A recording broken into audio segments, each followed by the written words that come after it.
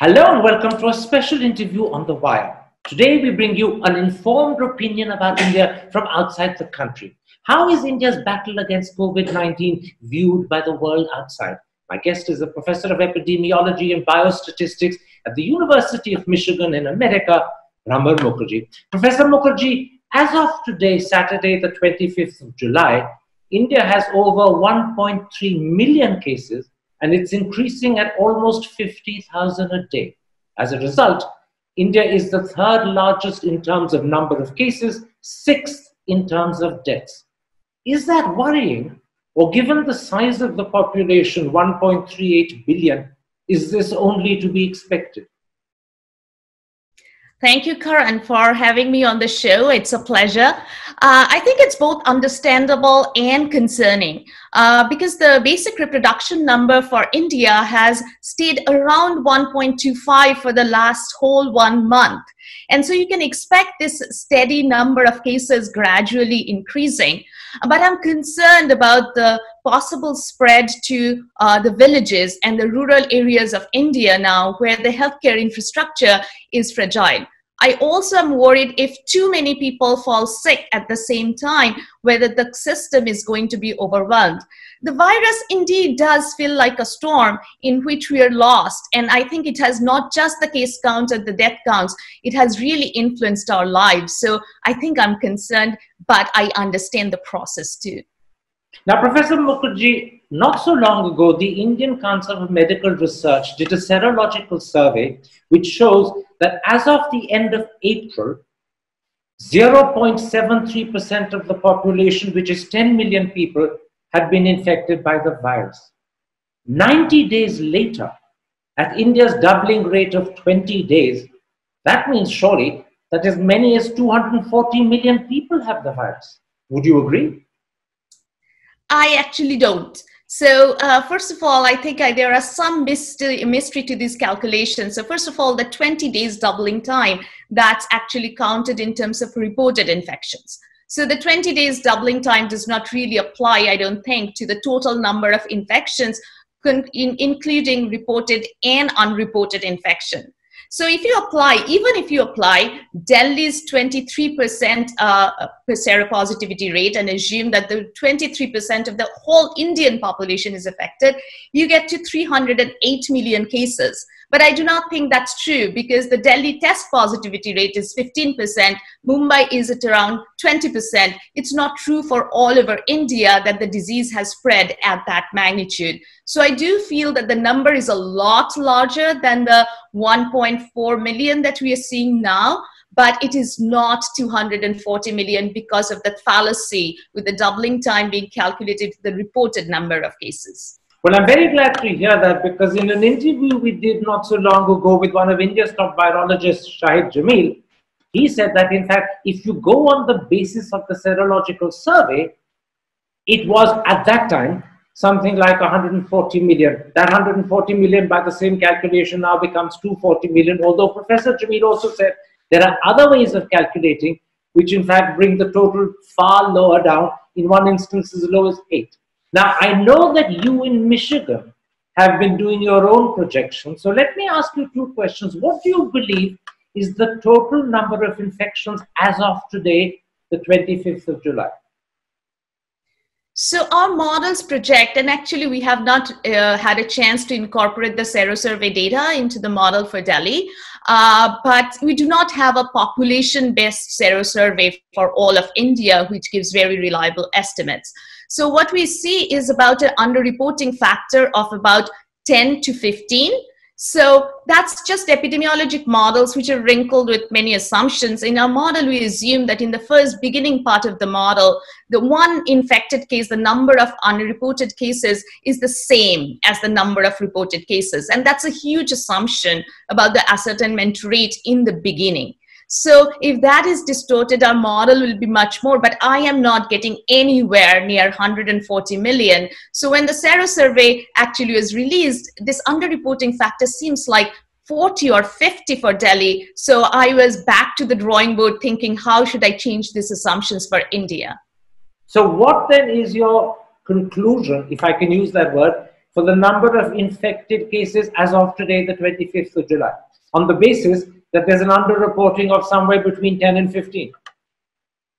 Yes, so I think that our projection said that the number of observed cases is about 1.5 million. And so if you multiply that, so in our projections, we get anywhere between 20 to 30 million. We do not get that large of a number. And as I said, this is because of the ascertainment rate assumption in the beginning phase of the pandemic.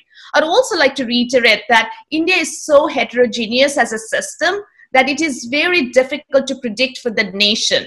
I think you really have to really go to that granular level. That I understand, but just so that there's clarity, you believe the total number of cases as of today, the 25th of July, should be between 20 and 30 million. I take it that includes the reported 1.5 million. And in addition, you're talking of somewhere between another, 19.5 million up to 29.5 million more. Yes, 18.5 to 28.5 million. Yes. In which case, let me ask you a second question, because your projections also, I'm sure, look down the road. So if you look down the road 100 days from today, roughly around the time when the country will be marking Diwali, and I'm deliberately using Diwali because it's something that is an emotional moment, what do you think will be the situation 100 days from today around about Diwali time? So I actually am very skeptical about any long-term projection that is coming out of any epidemiologic model, including our own. Because the fact is that the reality on the ground is changing every day. And the stochastic crystal ball has a very limited radius. And so I feel comfortable projecting 6 weeks out. I do not feel comfortable projecting out up to Diwali. I am planning for a Zoom Diwali with my parents. In India? Yes, in India. But you said you feel comfortable projecting 6 weeks down. So 6 weeks down from today would be roughly the first week of September. What do you think will be the situation then? So I think if you look at the epidemiologic model calculations, and if nothing goes drastically different, then India is going to hit the 2nd million right around Independence Day. And the 3rd million is going to come towards the end of the August, because all other countries which have crossed these millions, Brazil and US, you have seen that the next million comes a lot quicker. So that's my projection currently, but I actually do hope and believe that human beings turn these projections around. So just to be clear again, you expect the 2nd million around Independence Day and the 3rd million end August, which is 15 days later. So roughly 6 weeks from today, we will have hit 3 million. That is, of course, reported infections. What do you believe will be the total number, including the undetected ones? Yes, I think we are living in a world of conjectures. And again, I do not have granular data to know the ascertainment rate in all states of India.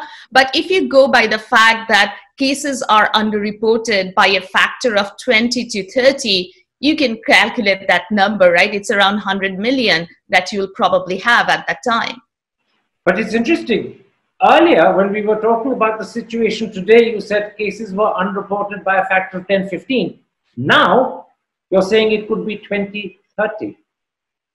So because, as I said, that our models were always projecting an underreporting factor between 10 and 15, and the Delhi serosurvey data came in, and that indicates an underreporting factor of 40 to 50. So I do not know about the rest of India. I do not have the serosurvey data, but I do believe that, it's not as spread. Delhi was obviously a hotspot. So I do not believe that the prevalence is going to turn out to be 23%, because all over the world, these seroprevalence surveys have shown seroprevalences, even in hotspots like Wuhan, it's like 4%.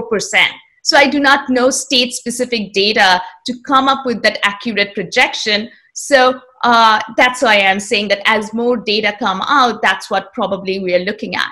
But I understand. As more data comes, you can refine your projections and you can hope to be more accurate. But as of today, 25th July, your expectation is in 6 weeks, end August, early September, we will have 3 million detected cases and a total of 100 million, which is roughly 97 million undetected, adding up to 100 million cases altogether.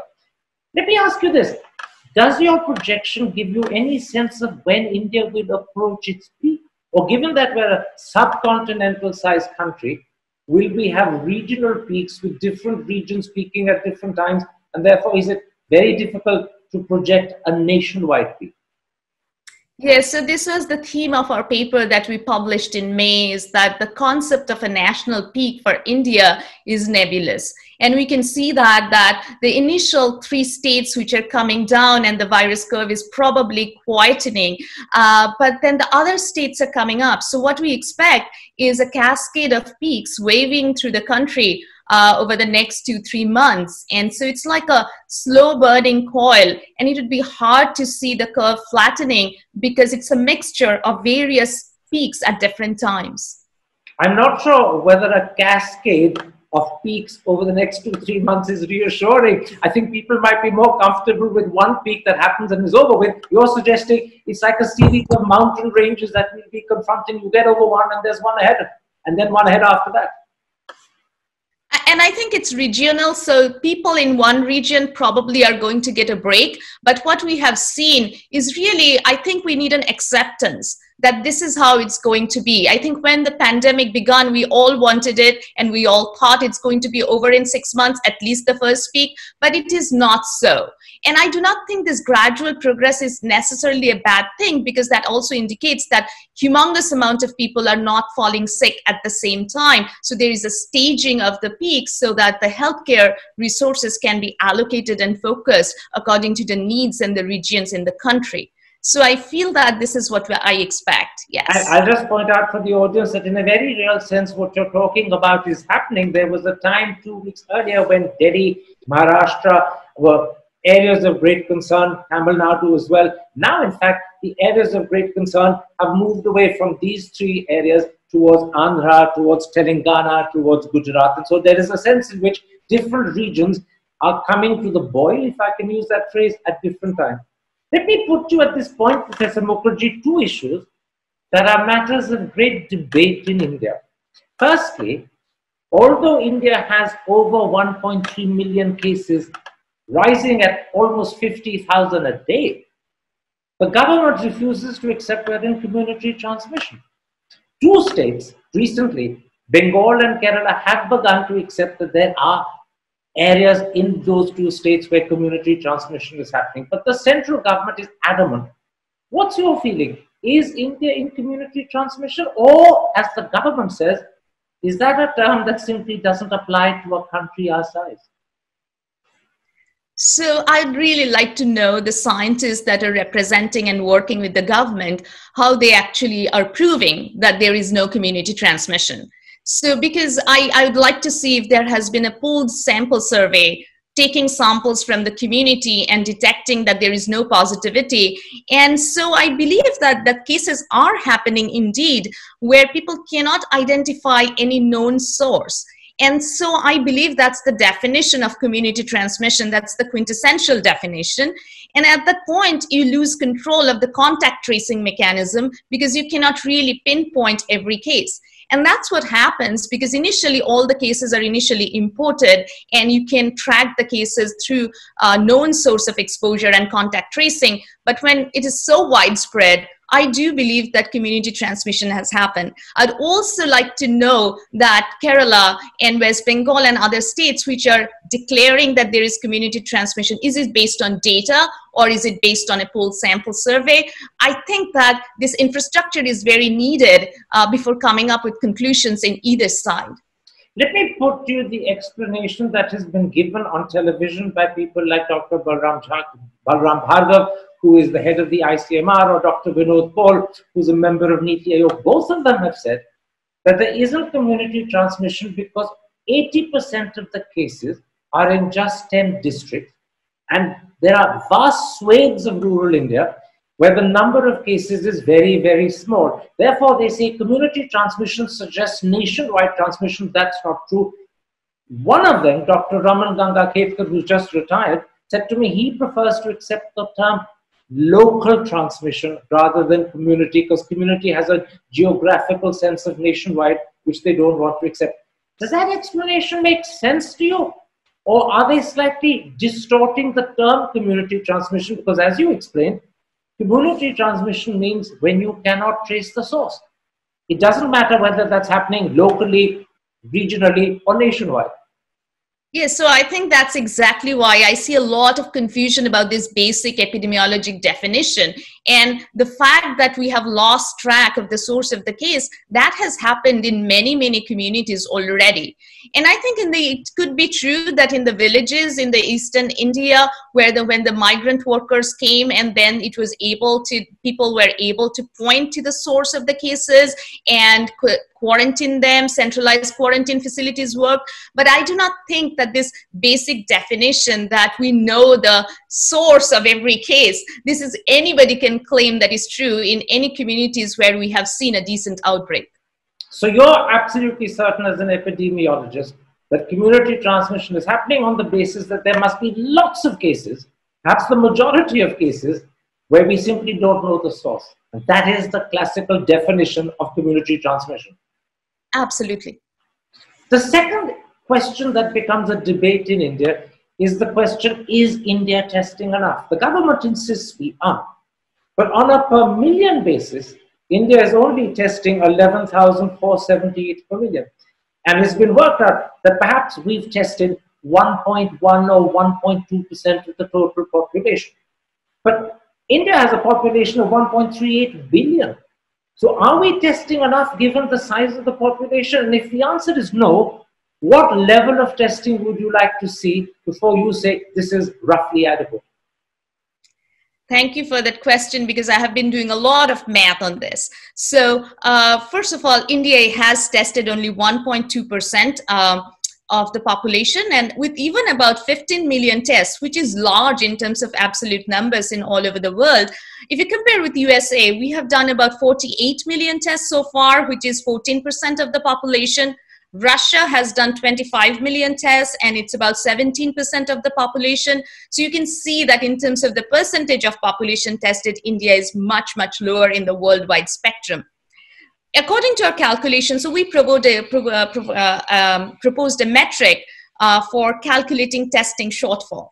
And in general, like, it is based on test positive rates in different parts, and so it is different in different states. But if I add up all the numbers for different states, it says that we need to do 40 million more tests as of today.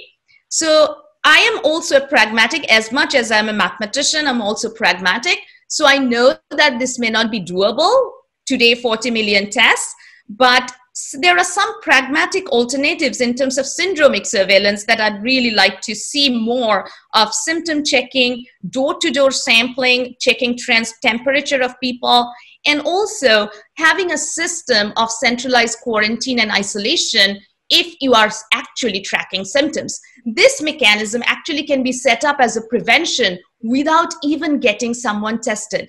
So my philosophy is that when you are in doubt, protect. Just so that the audience are clear, what exactly is syndromic surveillance? Yeah, it's actually checking in terms of symptoms, flu-like illnesses, fever, cough. So you can just go temperature check on door-to-door. And I think this was done in very low-resource communities where they cannot do enough testing, but using community health workers and grassroots level community health workers to go and check on the temperature, check on the symptoms if anybody is having atypical symptoms, and isolate them from their household and from very congested neighborhoods. So what you're suggesting is that if you can't manage 40 million more tests and you accept that it may not be doable, then boost up testing to the extent you can and supplement it with syndromic surveillance, visiting, I take it, what are called containment zones and hotspots, and making sure to the extent possible every single person is checked in terms of symptoms, and also their temperature is taken with those temperature guns, so that you have a fairly good solid idea, not one based upon the narrow limited testing. Exactly. And I think this strategy was quite successful in Dharavi, and the grassroots level community health workers with adequate PPE went and checked people, and even without test, if there are evidence of symptoms, to really pull them out of the household, to stop the entire household and the entire neighborhood from getting infected. And this is very effective. Cluster transmission, stopping that in populous countries, I think it's extremely important when you do not have access to 40 or 50 million tests that you may need. Professor Mukherjee, at this point, let's talk specifically about Delhi for a while, because many of us here in India believe that it could be on the point of becoming a good news story. Literally a month ago, Delhi was producing 4,000 new cases every single day. However, for the last 14 days, the number of new cases has been under 2,000. For the last 8 days, it's been under 1,500. Today's papers report that the positivity rate in Delhi has fallen to 5.3. And the newspapers report that the number of hospital beds that are occupied, or the number of people in isolation at home, is under half what it was on the 1st of July. So taken all together, does this suggest Delhi could have passed its peak? Or is that still too early to say? So I'm very proud of the example of Delhi. I have been watching the Delhi reproduction number and the growth rate and the doubling time minutely every day, because I think that there are some unique non-pharmaceutical intervention strategies that have been rolled out in Delhi very, very effectively. And if you remember in June, there was a really dire projections, but as of June 29, the reproduction number has stayed below 1, and now it was the first time it was 0.98. I was like, oh, who? And then it continuously went down, and right now it's 0.76, which is far below 1. And we have seen that criteria of steady decline for 2 to 3 weeks now. So even in this time of conjectural science and anecdotal evidence, I'm fairly confident that Delhi has gone through its peak. And I think that you have to keep at it though, because where we assume that people have gone through their peaks, for example, in US, if you let your guards down, you see that the virus will again try to soar through the roof. So I think we need to take the necessary precautions, but I feel fairly certain that Delhi has gone through the peak. And this is another example where projections are thrown off by policy, by human behavior, by joint work with the public and the government. I want to pick up on that thought that we mustn't allow complacency to set in, because that would be very dangerous. Now, the government has announced earlier this week the results of a sero survey in Delhi, which shows that roughly 23% of the population of Delhi has been infected by the virus. These are, of course, undetected asymptomatic cases. But the question is one of interpretation. Is this good news because it's a significant step towards herd immunity? Or is it worrying because it still shows that 77% of Delhi remains susceptible and vulnerable? Which of the two?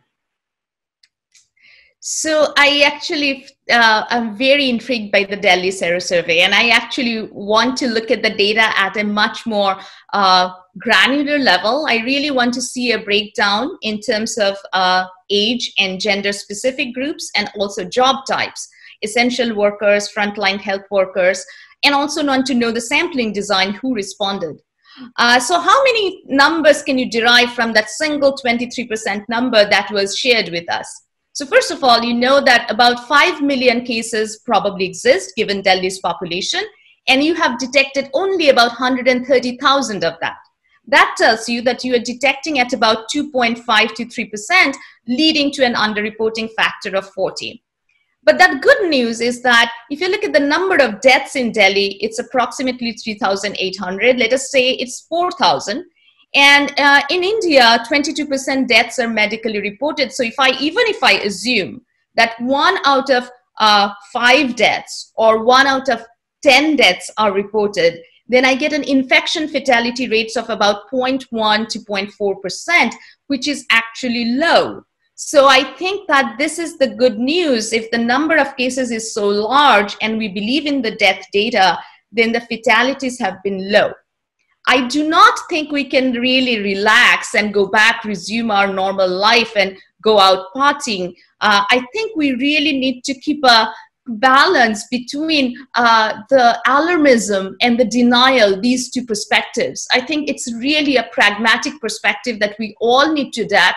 We gradually need to release and the brake. But as soon as I see the like a case is rising or some outbreak, we need to really push the brake down. So clamp it down will be my recommendation, along with resuming some of the normal things with adequate protection in terms of social distancing and mask wearing. But very quickly, going back to the choice that I gave you, does that 23% amount to good news, or does it still suggest cause for concern? I get the feeling from your answer that it's much more on the good news side than the worrying side. It is a good news side, and I also think that it is a good news side that if so many people actually went through the infection without knowing it, so that means that the severity may not be that high. But I'm also worried in US, sometimes we are seeing rare cases where long-term complications are developing in people, even with mild symptoms. So I really want people to know if they had the infection, and also watch out for unusual symptoms, because that may be mapped to COVID, because it affects different organ systems. This brings me to a slightly different question, but one that in a sense is very critical to the audience listening to you this evening. At what level of infection does herd immunity set in? Some epidemiologists we've spoken to have put it as high as 70%. Others have put it as low as 40%. What's your hunch or feeling? You know, I'm a mathematician. I just go by numbers, right? So there is a definition of herd immunity in terms of the basic reproduction number, and that's 1 minus 1 over R. And I do not want to throw people off with equations. I have always had bad audience reaction to that. But if the R is 2.5 to 3, that's the 3.6, that's the worldwide sort of range, you get a herd immunity from about 40 to 67%. So with the R of 3, you get 67%. So I'm not really an expert on the immunology theory or the biology theory of it, but just looking at the natural experiments going on around the world, I do think that whatever that number is, 40% or 70%, that does not really change our strategy. I do think that you cannot chase or pursue herd immunity. It may naturally happen.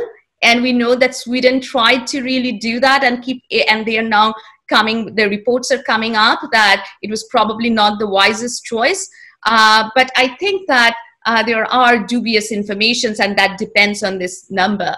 Others experts would be able to say. Just on Sweden, yesterday the BBC had the chief epidemiologist of Sweden, who was the person who actually devised the strategy of what you call chasing herd immunity. He's now coming around to the view that in fact the latest results in Sweden suggest that Sweden may have been right. But let's leave Sweden out. I'm simply saying that the latest reporting as of last night on the BBC is that the Swedes now believe that the policy they pursued was the right one. But I want to put something else to you. There is a gentleman called Dr. Carl Friston of University College in London who has devised a theory that he calls the immunological dark matter theory. And it's based upon, I believe, mathematical modeling, which suggests to him that no matter what the infection, up to 50% of the population remain unsusceptible. They are not susceptible to it. And this is because of such things as cross-immunity and geographical isolation. And I wonder what you make of it, because it's based upon mathematical modeling. It's not based upon, as far as I can tell, actual evidence that he's found on the ground. But it seems strange to me as a layman, because if 50% of the population are not susceptible to any infection, then in the case of COVID, most people begin with countries where 50% won't get infected. You're almost at the brink of herd immunity when you start. Can this be real, or is there some sort of flaw here that I haven't understood? So again, I am not in a position to actually criticize Dr. Friston's hypothesis and conjecture, and we are seeing that everybody is entitled to their own. We are all having a bite at this apple which has fallen from the tree, but there are large unknowns here. So I do not have, so you know, I'm a data scientist, so I always want to look at testable hypothesis and actually strong evidence. So I don't think we really know We do not even know that whether antibody positive actually means immunity. But what we do know, which is actually something that we really have to understand, that there is a wide variation in terms of even countries, right? In Italy, for example, there are some villages where the virus is conspicuously silent. So you can contrast Lombardy with Veneto. You can even look at Rome and Lombardy. So we really need to know more, because it's very hard to tease apart whether these places did something different in terms of their policy or lockdown, or there is something genetic or geographical isolation or pre-existing infections that is having, like, have a protection. I don't think it's immunity, but milder symptoms which are not being reported. So it's just a conjectural at this point, and mathematical models are really contingent on many assumptions. So if I understand you correctly, you're saying that what Dr. Friston has written is mathematical conjecture at the moment. We don't have evidence to back it up, but there are hints from the examples you gave of Lombardy versus Rome, which could suggest that there are some population segments that don't get infected, and maybe to some extent this theory of immunological dark matter does explain it, but we simply don't have enough evidence. At the moment it's interesting, but it's by no means proven. Have I correctly summed you up? So in summary, I think I'm still in the dark about the dark matter. Oh, well, that's very beautifully put, almost poetic. I want now, Dr. Mukherjee, to bring your attention to certain statistics that the Indian government frequently quotes, which it believes suggests that India is doing better than other countries. The first is the recovery rate, which is of today 63%. Now, does that recovery rate of 63% make India special, or do you incline to the view that when we know accurately the full number of cases and we also know accurately the full number of deaths, most countries will have a very similar recovery rate, and it's likely to be in the region of 98, 99%. I completely agree with you on that.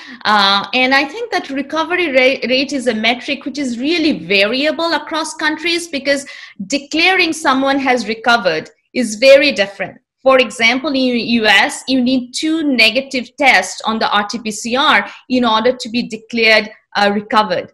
And we are seeing that to get negative on the PCR test, even if you don't have symptoms, it takes a while. So there is a longer lag than in India, probably. I do not know how recovered is being determined. I doubt that it is 2 tests for everybody. Then the number of tests would have been much larger. So I feel that there is a lag. It used to be at the very beginning, and I'm going back to the days of April, 2 negative tests required before you were allowed to leave hospital. However, during that month of June, when there was panic in Delhi, the Delhi government decided that if your symptoms have gone, you're no longer fever, you're asymptomatic, you can be discharged without any test. So there is a wide difference in the criteria that determine what is recovery. And that's a very good point you make, because the determination of recovery could be different in India and different in America, and that could explain why the American recovery rate looks roughly 15-20% worse than India. It's only because of how you determine the term recovery. Let me bring your attention to a second statistic that the Indian government is constantly drilling into the population. This time, it's the death rate or the mortality rate. As of today, India's is 23 per million, which is clearly a lot better than the UK's 673, Spain's 608, Italy's 581. Now, I know that you can raise serious questions about the accuracy of the death rate in India. Both the numerator and the denominator look questionable. And I also know that it isn't right to compare mortality rates between countries because the age demographics are very different. But that said and done, the government in India says there's a huge difference between 23 per million and 673 per million. So let me ask you a crude question. Is there something special about India's mortality rate? I would have to say that more than the recovery rate, where I see the problem with the metric, as well as like eventually we'll get there, everybody would get there to same number, the recovery, the death rate actually does look lower on the side. So I did some just back of the envelope calculation, even with underreporting. even if I actually assume that 1 out of 10 deaths are reported, and if you actually think that there is an underreporting of cases is going on as well, 1 out of 15 cases are reported or 1 out of 20 cases are reported, then you get to really a lower like 0.4% to 1% infection fatality rate. So I have to really, as going through the pandemic, I really try to contrast the properties of the virus, which are much more biological, and how it interacts with the property of the population, right? So the population and what is being done in terms of policy, in terms of healthcare, in terms of public health, those actually manifests and changes the property of the virus. I do not know whether it's the youthful population where it is some kind of pre-existing immunity, it is genetics, but the infection fatality rate, even if 1 out of 10 deaths are being reported, I do believe is low on the lower side if you look at the data worldwide. So India's infection fatality rate is clearly on the low side, but we don't know what the explanation is, whether it's to do with the youthful nature of the population. Let me put one more set of statistics to you and then suggest what the Indian government thinks is the conclusion they draw from it. This time it's statistics that come from hospitals. Last weekend, the government revealed that less than 3% of Indian COVID-19 patients need oxygen. Less than 2% get put into ICUs. Less than 1% are given ventilator support. And perhaps this is why the Indian Health Minister, Mr. Harshvardhan, says the virus is not that virulent in India. Do you accept that conclusion? So whenever it comes to data from hospitals, I'm a bit skeptical. Whenever these numbers are thrown off, I really want to see, India has always been a very data deficient environment in terms of releasing health data, in terms of particularly publicly available data. So are these more or less than, so what I'd like to see is some historical trends, that because access to care is very non-uniform all across India. So I'd really like to see some historical trends so that we can compare that this year's ICU utilization and ventilator utilization has been similar level. I'd also like to know what are the changing, healthcare practices. So in US, about 20% of the cases had to be hospitalized. And, but the rate of fatality really is age specific. So, and in the 65 plus, we have seen a lot more ICU admissions as well as mortality. So I think that there is, if the infection fatality rate we believe is small, then I'd like to believe that there is less severe outcomes. But whether I actually really believe this data, I probably have a lot of hesitation about these numbers. Let's not worry about the data. Let me ask you about the conclusion the health minister draws. His conclusion is the virus is not that virulent in India. Do you believe that the virus is behaving differently in India compared to, say, Italy, Spain, America? So if you look at the number of deaths, I think this is true. I don't think that we have accurate hospitalization data in India. And what I notice from anecdotal sharing is that people who are rich and have connections are getting to the hospitals, and then poor people are not getting the hospital care. And so maybe people are not getting access to healthcare just based on their symptom or severity, but their socioeconomic status or their connections. So that could introduce so much bias that I don't know what is really happening, the ground reality here. That's very interesting. You're saying it's not that the virus is not that virulent, it's that those who've recovered or got good medical treatment are a lot richer than those who didn't get it. So there could be a lot of biases. This is just only one hypothesis. I do believe that if the death threats, we believe that, then maybe the fatality and the severity is less in India because of the explanations that we just talked about. But this data, access to care, is so biased in India, does not tell me that it is not virulent. I'm not convinced. There is another explanation given to me this time by Shahid Jamil, who's probably one of India's top virologists. He says It's not that the virus is behaving differently or is less virulent in India. It's to do with the fact that the Indian people have been exposed to many more viruses and infections than people in Europe or people in America. And as a result, Dr. Jamil says Indians have a certain greater amount of innate immunity. And he says that's also true of our neighboring countries. He says it's also true of other countries like Malaysia, the Philippines, Thailand. In other words, this is not unique to the Indian people. It is a property that goes with the way people live and the conditions in which they live in these countries. Would that be more acceptable to you as an explanation? So I think with age, I'm becoming more skeptical about a hypothesis, scientific hypothesis, where I do not see concrete theory and data. I'd really like to believe this, and I have to say that I am not a virologist, and my expertise and knowledge in that domain is very limited. I would really like to know more on the science and the assumptions substantiating this claim. And that could be, I do not know whether the basis of this is a biology, or is it clinical symptoms, or is it through mathematical modeling? What is the data behind it? So I think as a data dreamer and a data warrior, I'd really want to penetrate in terms of contrasting what makes these three countries stand out. I'd really like to know that.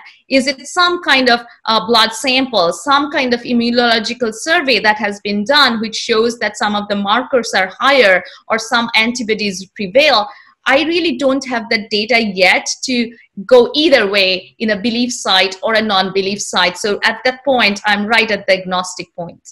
That's perfectly clear. Let's take a very quick break at that point. In the limited time available to us after the break, I want to talk to you about the disease, and in particular about what sort of immunity is conferred if you get infected and how long does it last. But first, a little break.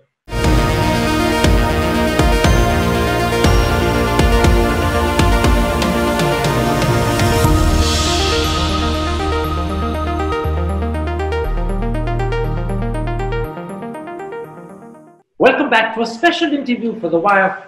My guest is Professor of Epidemiology and Biostatistics at the University of Michigan, Bhramar Mukherjee. Professor Mukherjee, let's talk about the disease, and let's start by talking about the sort of immunity you get if you become infected. Is it lifetime? Or are you concerned about a study done recently by King's College which suggests that it might not last for more than 4 or 5 months? Yes, I think we are just figuring out, knowledge is gradually accumulating in this domain. First of all, I want to really make it clear that the antibody response and immunity should not be equated. I think the jury is still out whether antibody positive actually means that you cannot get reinfected. So also, I think we want to know about the longevity of the response and what level is needed to prevent reinfection. So I think these are the two questions, and we need to decouple that. I also think that there are evidence that some of the other coronaviruses, this antibody response has lasted for 12 to 34 months. But it seems from the recent studies that it is few months. And again, we are figuring this out. That also indicates that if there is a vaccine, it may also be that we have to get vaccinated more frequently, just like the flu vaccine we have to get every year. But I'm also more concerned about what happens when you get the infection long term, because sometimes we have seen that the antibody response is not related to the clinical outcomes that you see. A very sick person can be antibody positive and have a high reaction. So we need to understand the clinical consequences better as well. You made a very interesting distinction between the antibody response and immunity, and that reminds me that there are also a series of studies done that suggest that perhaps the best protection does not come from the antibodies that build up because of infection. These studies suggest you might get better protection from the T cells in the blood. How do you respond to those studies? Yeah, I think that to me, again, I have not followed the T cell, B cell, that dialogue literature very closely. I think this is a classical theory. And I think the immune system, I think, is a complex orchestra. It's a network. And I think we need to know more about this contrasting that what is an ephemeral antibody response versus what is enduring immunity. So what is antibody, the immunoglobulin markers are going to give us versus the T cells are going to give us. And again, I'm looking forward to that literature emerging. But it could be the case that Yes. not the antibodies, but the T cells that we already have. And there are a whole variety of T cells, from killer T cells to helper T cells, but those may be the real protection. And if that turns out to be the case, it also would suggest, wouldn't it, that we may be better protected ab initio than we thought we were, because T cells are there already within all of us. Yes, again, yeah, I do not like to overstep my boundaries and so disciplinary boundaries. So I'm looking forward to that literature emerging. So that would be my honest answer, Karan. You also raised the question of the longevity of any immunity that antibodies confer. Is there a real danger that if the antibody immunity only lasts 4 or 5 months, as the King's College survey suggests, then people can get infected with COVID-19 not once, but twice or thrice, maybe even multiple times? So the jury is still out on that. And so in terms of observed cases, observed data, I think the reported number of reinfections that is convincing is very, very small all over the world. But again, this is only 6 months. Whether someone who had COVID is going to get it next year, long term, we really do not know. So I think we really have to watch out for the time window. There's a lot about this virus that we're learning, and some of it is to do with what sort of immunity you build up when you get infected. We simply don't know how long it will last, which also means we don't know how long the impact of any vaccine when it's developed will last, or how often you need that vaccine, whether it's once, twice, or more. My last question. Recently, some 239 scientists from all over the world wrote a letter to the WHO to say that the virus is spread not just through droplets, but also through minute aerosols, which means that it's airborne in addition to being through droplets. And the WHO has accepted this in the case of closed environments where the ventilation is poor. Does that make the virus a lot more dangerous, or only in limited circumstances? So I think when you first hear this, you have a panic reaction, right? That if this is airborne, then regardless of what we do in terms of social distancing, wearing masks, we cannot escape this virus. I do not think that we have to be that concerned about that we are going to get it regardless of our social distancing measures. But I think there was an interesting observational study, which I'd like to really point out, that in US, the virus was seeming to be coming down, only slight uptakes, no real surges in June and in May. And then in June, you saw this really, in southern and western states, started seeing a real surge. And we were all a little surprised because we all had this hypothesis that summer was supposed to make it better. And then some scientists really thought, why is this like there are two peaks in the low temperature and high temperatures? It's probably not because of the heat or high humidity or ultraviolet radiation on the rays on the virus, but it is more related to human behavior, that people are staying inside, enclosed indoors because of the heat outside, and that's related to more indoor gathering and crowding. So this droplet versus aerosol particle hypothesis actually really modifies our social distancing guidelines. It really changes how we think about reopening our schools and offices and restaurants and cinemas and malls. So I think we really need to pay close attention. And it seems to me that we really need to avoid closed, indoor, crowded spaces with poor ventilation. If we leave our windows open, and if we let the air circulate, we are less at a risk. But you said something very interesting. One explanation for why you see these huge surges in the southern states of the United States Florida, Texas, to just take two, is because these are states which in summer are very hot. Air conditioning is essential, which means your windows are closed and people stay indoors in closed environments. And that's where this aerosol theory becomes a worry. That perhaps Yes. is an explanation for the surges in these states, does suggest that we need to take the aerosol theory very seriously. I completely agree. And there is a study from Japan recently which actually shows that you're 19 times more likely to get infected in the virus in closed, crowded indoor spaces rather than outdoor spaces or your windows open. So these all point to there is some substance to the aerosol theory. Which leaves us with a very interesting conclusion. Those who can't afford air conditioning are truly the blessed. For them, the risk is less. For once, the advantage is on the side of the poor rather than the rich.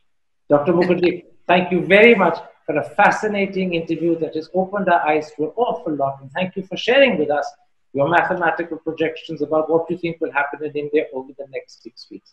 Take care. Stay safe. Thank you, Karan. I wish all the viewers stay safe and fight this battle with vigilance, resilience, solidarity, and some touch of optimism and hope. Thank you.